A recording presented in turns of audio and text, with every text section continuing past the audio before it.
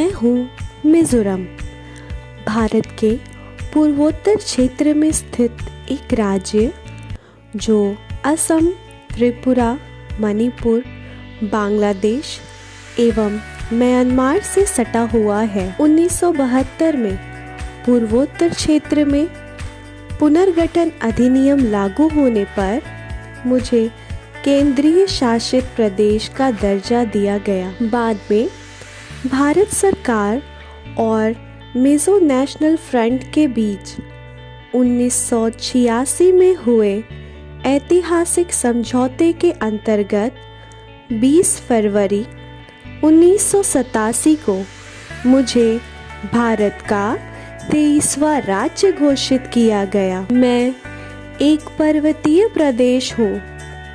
मेरे पहाड़ उत्तर दक्षिण की ओर फैले हुए हैं, जिनमें सबसे ऊंची चोटी फैंगपुई है, जिसकी ऊंचाई 1265 मीटर है। मेरा क्षेत्रफल 21,081 वर्ग किलोमीटर है तथा मेरी राजधानी है आइजॉल। मेरे यहाँ लोगों की जनसंख्या लगभग 10 लाख।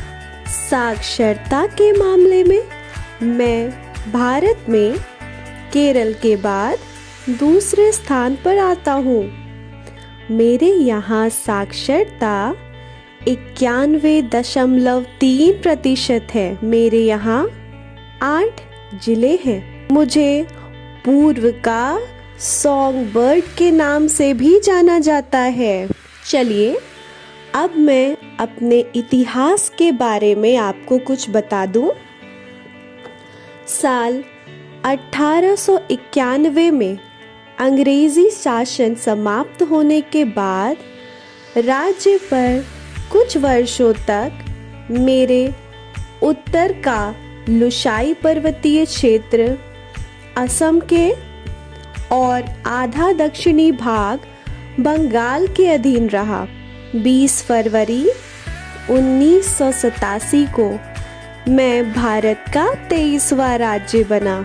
मेरा विधानमंडल एक सदनीय है, जिसमें 40 विधानसभा सदस्य, एक लोकसभा सदस्य व एक राज्यसभा सदस्य शामिल हैं। मेरे यहाँ के मिजो लोग चावल बहुत पसंद करते हैं। चावल के साथ साथ मांस, मछलियाँ तथा ताज़ी सब्जियाँ भी बहुत पसंद की जाती है यहाँ।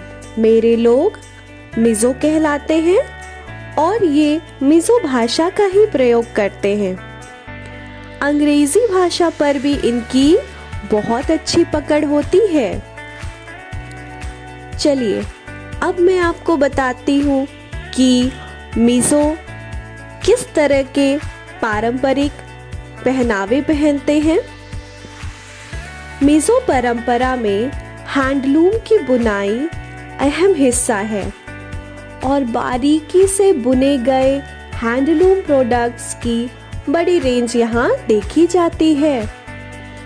पारंपरिक मिजो परिधान को पुआन या पुआचे कहते हैं, जो कई तरह के होते हैं, जैसे तोलहोपन और मिजो पॉन्ची शॉल इत्यादि। आइए अब कुछ यहाँ के लोक नृत्य के बारे में जानते हैं।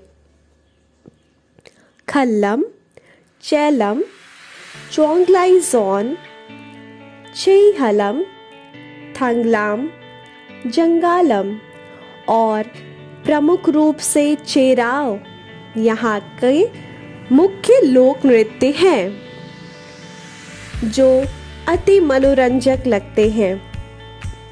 नृत्य के दौरान ड्रम और गोंग मुख्य वाद्य यंत्र उपयोग में लाए जाते हैं। यूं तो कर्क रेखा से होकर गुजरने के कारण वर्ष भर मैं हरा भरा रहता हूँ, पर मुझे फसल कटाई वाले महीने बड़े मनोहर लगते हैं, क्योंकि फसल कटाई के समय मेरे यहाँ वसंत महोत्सव यानी चापचारकुट जैसे महत्वपूर्ण त्योहार मनाए जाते हैं। इसके अलावा मिनकुट, पॉलकुट जैसे अन्य त्योहार भी मनाए जाते हैं। मेरे यहाँ मुख्यतः ईसाई धर्मावलंबी पाए जाते हैं। चलिए अब बताते हैं कि मेरे यहाँ के प्रमुख नदियाँ कौन कौन सी हैं। तलावांग, त्लाऊ, चिमातीपई इत्यादि हमारे यहाँ की प्रमुख नदियाँ हैं। और हमारे यहाँ के प्रमुख कृषि उत्पादन मक्का, अदरक, हल्दी, सोयाबीन, मिर्च इत्यादि हैं।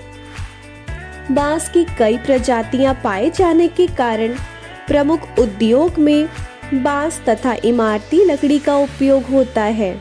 मेरे यहाँ अनुपम प्राकृतिक दृश्य देखने को मिलता है।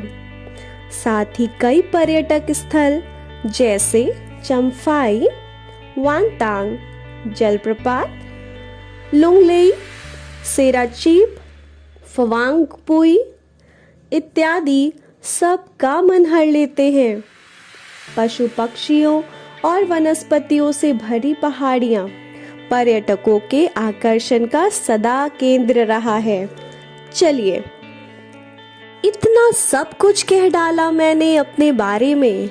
कुछ शाम गुजार लीजिए मिजोरम के साए में। रंग रूप वेश जाति चाहे अनेक है, भारत की शान लाखों में एक है। अनेकता से में भी एकता की पहचान है भारत, इसीलिए तो कहते हैं एक भारत श्रेष्ठ भारत।